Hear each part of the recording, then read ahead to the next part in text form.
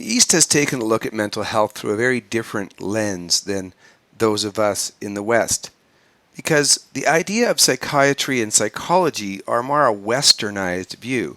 The integration of religion, science, social study have all been far more of an Eastern approach to understanding human and social phenomena than what we saw in westernized society, where we made sort of distinctions between what science looked at, what philosophy looked at, and what religion looked at.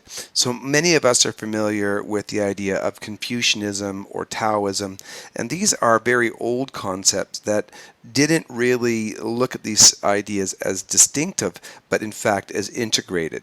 So the philosophical model has been a lot longer in its history than a medical model here in the West. But there are, of course, medical practitioners doing traditional psychiatry and psychology in the East. In order to do that, they have to integrate some traditional Asian views. And we're going to take a look at a video clip right now. In fact, we're going to look at a few different video clips from Dr. Nolan Zane, and these are taken from pbs.org. They're excerpts from a video called Cry for Help, and when I get to the website, I'll click on the link so that you can find out about that video for yourself and watch it in your own time. But we're going to only watch excerpts specifically on this subject area of the cultural views that Asian communities may bring to the equation of mental health. And Dr. Zane is an expert on this. He's not only a doctor of clinical psychology, but he's a preeminent researcher in the area of Asian American disparities, or in other words, how Asian Americans may view the world differently from others in the community. And he's well known out of the University of California, Davis. So here's the video itself, and I would recommend that you come to this website. It's called Cry for Help, and there is the documentary there for you to take a look at. But let's take a look at specifically some excerpts from Dr. Zane. In many East Asian cultures, the notion of distress, like feeling bad and feeling depressed, it's not discounted, but it's not seen as a major reason for complaining. And there's the Buddhist saying is life is suffering. Well, that sort of capsulizes that perspective, is that psychological distress in some cultures is seen as a legitimate reason to feel bad or to even complain and to seek help, whereas in other cultures it's sort of accepted as a part of life. And so that if a person sort of has that kind of orientation in their family, then one, they may not express much to their family members about the depression or anxiety that they're feeling, and two, they may be very reluctant to talk about these even darker thoughts of killing themselves and doing away with themselves, because again, they may not feel safe, or they may not feel like it would be responded to in a very favorable manner or accepting manner by family members. To sum up what Zane said, the Asian view can be influenced by what we might consider a traditional Buddhist view, that life is suffering. You are not living if you are not going through hardship. And every person is burdened. So it is in fact undignified and selfish to ask for help.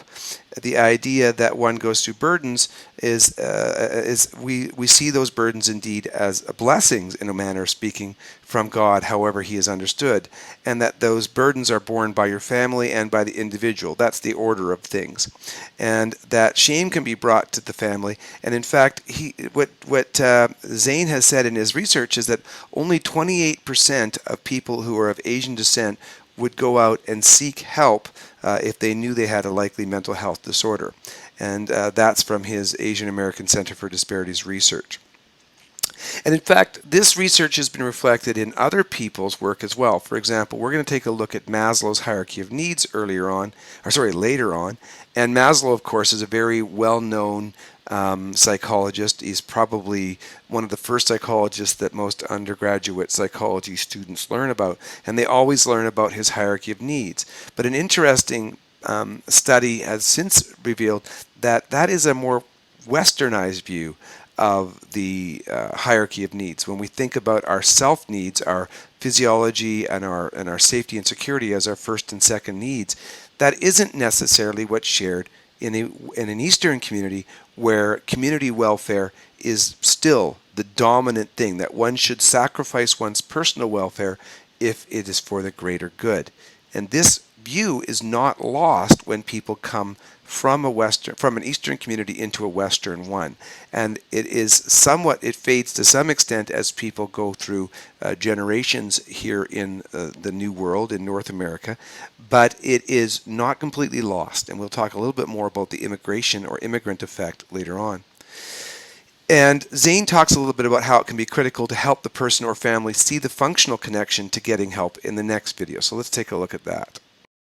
In many Asian families, particularly immigrant families, the focus is on work. The focus is on doing well in school. The focus is on preparing yourself for a career.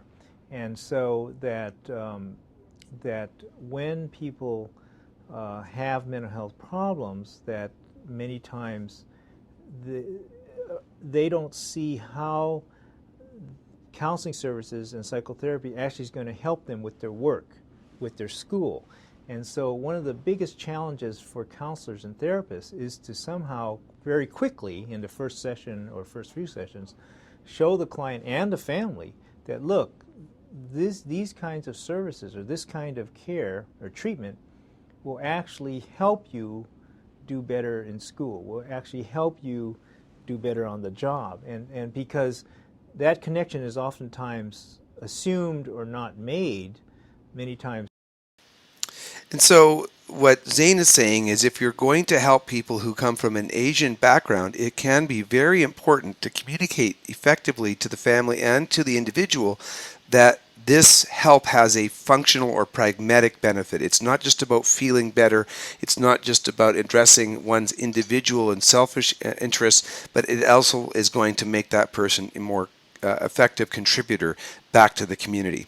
And it's also important for us to understand the idea that we may have difficulty getting people in the door in the first place of an Asian background.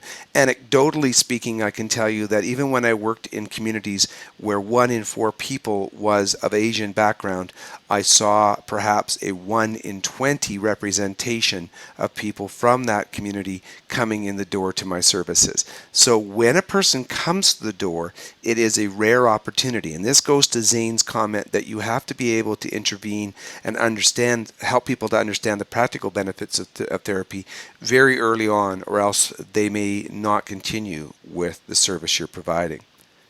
Now I want to take a quick look at another video from Zane here before we move on.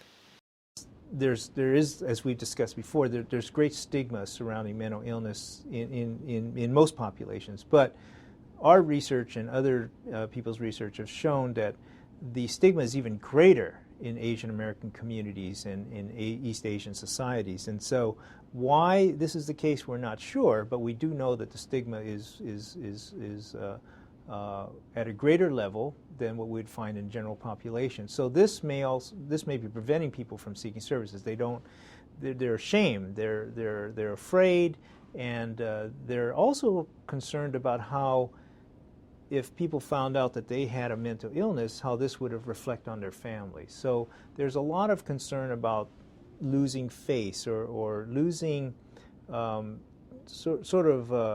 impugning the family's reputation because you have certain problems. And so that clearly is a factor in terms of access to services. Another one, but it can be very difficult to get past that stigma, and I should mention that anecdotally speaking, it's not only evident in my experience in East Asian communities, but also in South Asian communities and even to some extent in Eastern European communities or Middle Eastern communities where people may just universally believe that a mental health issue is the business of the individual or perhaps of their immediate family, and that it is not to be discussed or shared or exhibited in the outside world. And as I spoke about it earlier when I said it's seen sometimes as a burden from God, and it's just that family's business to deal with it.